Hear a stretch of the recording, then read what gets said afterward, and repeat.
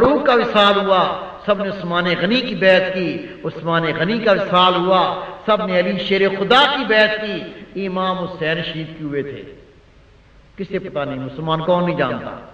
کیا فرمایا تھا آپ نے؟ میں فاسق فاجر یزید کے ہاتھ پہ بیعت نہیں کروں گا۔ کیا بات معلوم چلی؟ دو باتیں، بیعت کرنا رسم نہیں، اگر رسم ہوتی تو نبی کے نواسے رسموں پہ جان نہیں دیتے۔ دوسرا، فاسق فاجر کے ہاتھ پہ بیعت نہیں ہوتی۔ پوچھو کبھی پکا اہل سنت والجماعت بھی آپ نے بزرگ کی بیعت کی ہے؟ کیا کہتا ہے؟ یار میں نے تو نہیں کی، میں نانا جی نے بیعت کی تھی، نانا جی نے۔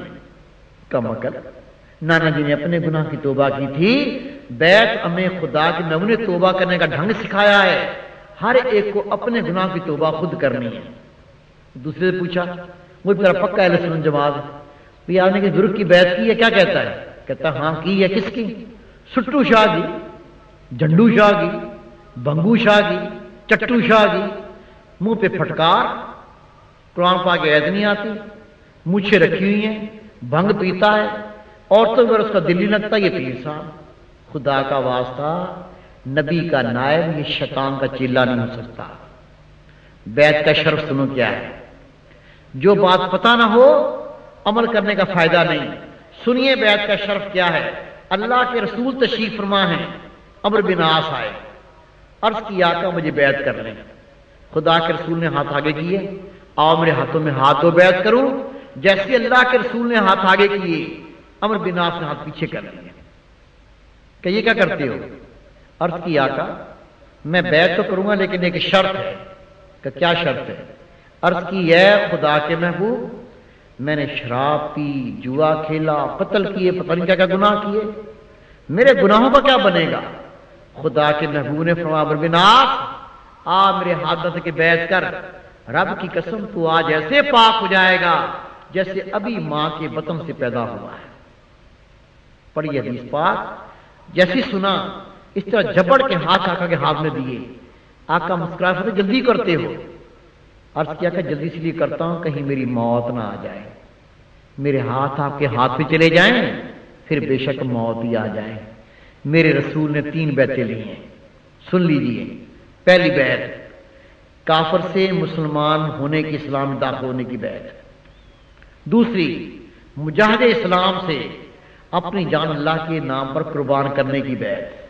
اور تیسری مسلمان سے اپنے گناہوں سے توبہ کی بیعت۔ یہ تینوں بیعتیں احادیث سے ثابت ہیں۔ جو اہل طریقت بیعت لیتے ہیں یہ مسلمان سے اپنے گناہوں سے توبہ کی بیعت لیتے ہیں، اور یہ توبہ شرف وہ ہے، میرے محبوب فرماتے ہیں کسی نے اتنے گناہ کیے ہوں جتنی سمندر کی جھاگ ہے، یہ مومن توبہ کرے اللہ اس کو نیکیاں بنا کے لوٹا دیتا ہے۔ یہ ہے بیعت۔ جس کی پہلے کسی کامل مرشد سے بیعت ہے میں اس کو مبارک دیتا ہوں، اس کی وہیں بیعت ہے، لیکن دعائیں سب پڑھنا، ان کو صرف دعائیں پڑھنے کا ثواب مل جائے گا۔ اللہم صلی علی سیدنا و مولانا محمد وعلی آل سیدنا مولانا محمد بارک وسلم علیہ۔ یا اللہ گناہگار ہیں، سیاہکار ہیں، خطا وار ہیں، ہماری خطائیں معاف فرما۔ یا اللہ تیری مخلوق میں ہم ذلیل ترین انسان ہیں، تیری بندی کا حق ادا نہیں کیا، نہ کرنے کی طاقت و رحمت سے ہمیں مالا مال فرما۔ یا اللہ دلوں کو روشن فرما، دلوں کو زندہ فرما۔ یا اللہ صغیرہ کبیرہ گناہوں کو معاف فرما۔ یا اللہ نفس کے شر سے بچا۔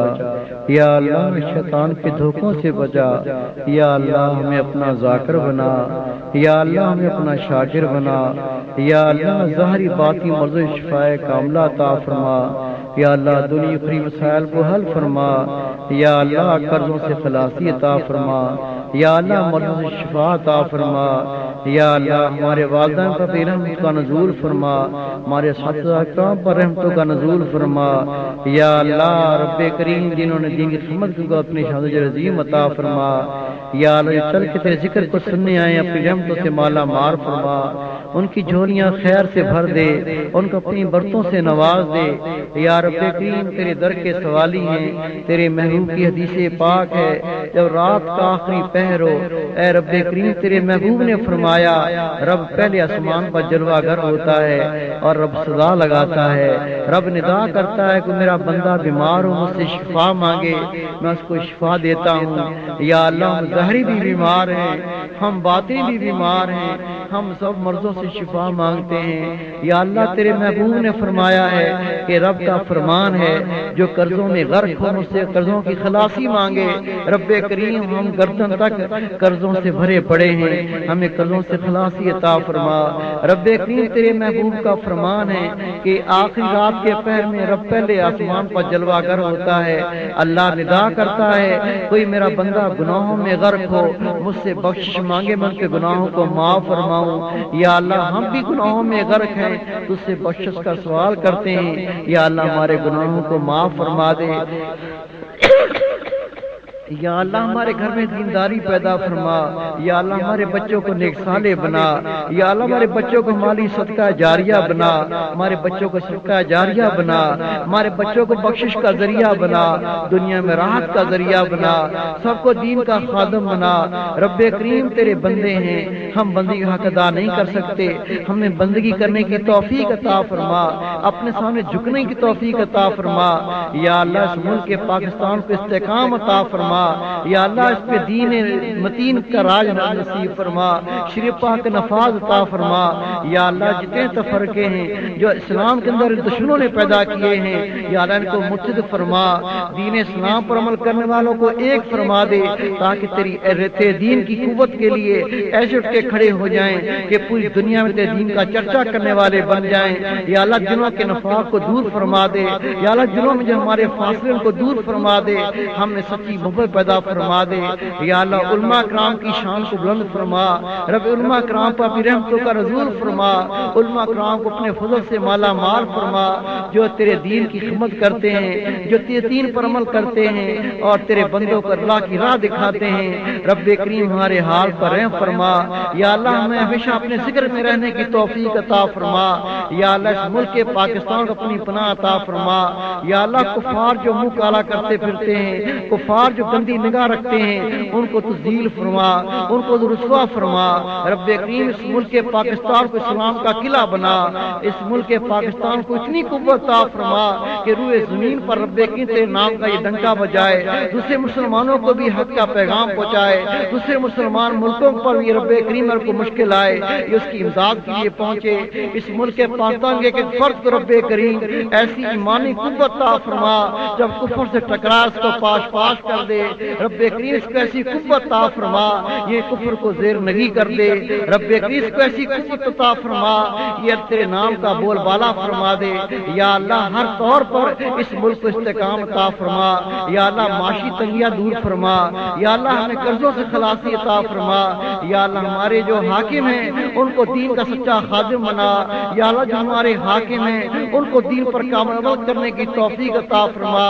یا اللہ جو ہمارے حاکم ہیں ان کو صحیح نزدیک کے قدم پر چلنے کی توفیق عطا فرما۔ یا اللہ جو ہمارے حاکم ہیں ان کو توفیق عمر فوز اللہ تعالیٰ کے نقش قدم پر چلیں تاکہ ہر ایک بدل مل سکے، ہر ایک رب کریم سکون کی نیند ان کو سونا نصیب ہو سکے۔ یا اللہ ان کو مصیبتوں سے نجات مل سکے بے برکت ان اللہ ملائکتہ یصلون علی النبی یا ایھا الذین آمنوا صلوا علیہ وسلموا تسلیما۔ اللهم صل علی سیدنا و مولانا محمد وعلی آل سیدنا مولانا محمد مبارک وسلم علیہ صلی اللہ تعالی علی خیر خلقہ محمد وآلہ واصحابہ اجمعین۔